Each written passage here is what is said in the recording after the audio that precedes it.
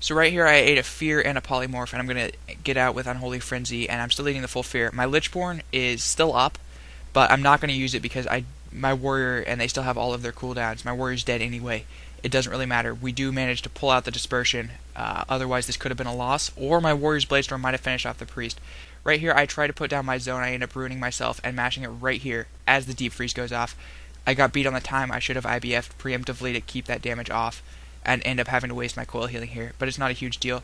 Priest is getting his Divine Hymn off. I'm going to let it go off, top myself up as much as possible, pull him in, and then come out with everything I have. I anti-magic shell as soon as I get out of the zone. I'm soaking a ton of Ruin Power. I'm going to be able to throw coils at anyone I need to at the start, and end up taking down the Priest, and a Pet Cleave does crit the Mage for a bit, and I grip him back, put up my diseases, and then take off running.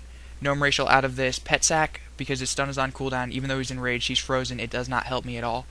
Getting his stun back up is going to be the biggest thing. I put him on the Water Ellie, mainly because I don't want him getting frozen, and I don't want to waste the damage. Killing his Ellie is useful. I switch him back to the Mage, and he's going to evocate. I'm going to let him evocate as much as possible, trying to buy time for my anti-magic shell. I've got 20 seconds, 30 seconds on my trinket, 5 on my anti-magic shell, 20 on my death grip, or 20 on my strangulate and on my death grip. So the mage is coming back around.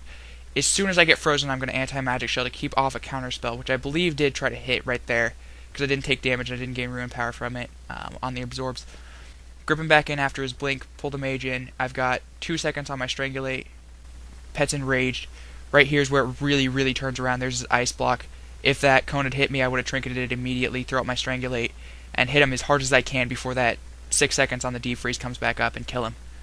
And that is a very, very hard 2v1.